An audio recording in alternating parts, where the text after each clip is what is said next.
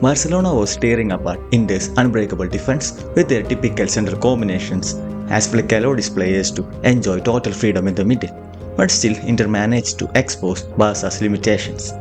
As Barca went for their chaotic man-to-man press, Inter was forced to go long from the start.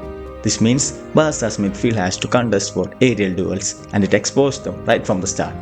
De Jong was too soft in competing for the duels and allowed Inter to do their typical combination play during transitional situations.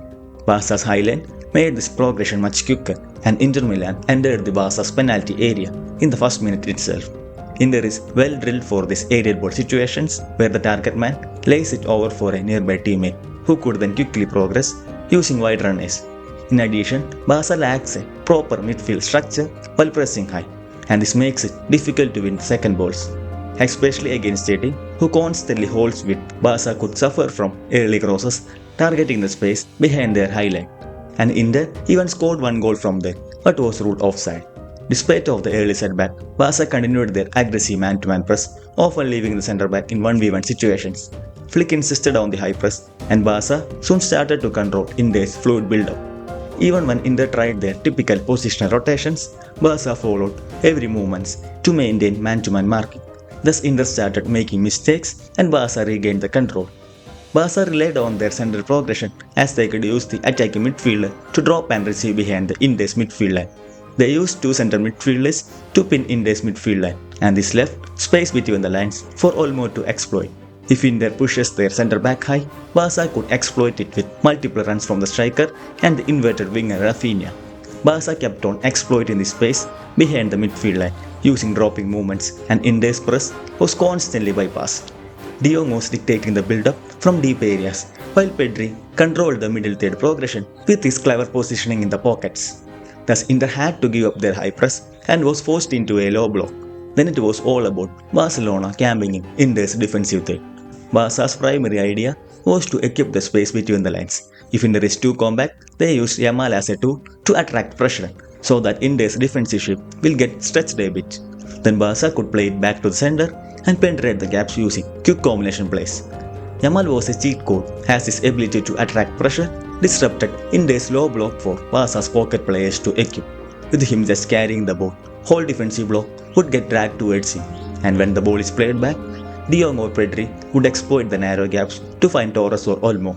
The finesse positioning in the left half space was key for Barca as it stretched in this back three, and Barca exploited it with double movements between the lines. Barca even scored using this as Rafinha equipped advanced left half space, pinning Bisek with him, while the other two centre backs were pinned by Torres and Olmo. As Koundé is positioned inside, Barella was focused on him, leaving Olmo to Bastoni. With Pedri's pass to Rafinha, Inter's back three is totally disjointed, and Acerbi is left isolated for Torres to score from the resultant chaos. Barca kept on looking for those intricate combinations, and Inter somewhat contained the attack through the middle, and without the wide threat of Balde, Barca's left-sided attacks were almost non-existent. So their attack revolved around giving maximum 1v1 opportunities for Yamal by switching play from left to right. While all this was happening, Inter had some good attacking spells in the second half, as they executed their build-up patterns using the diagonal wall passes near the flanks.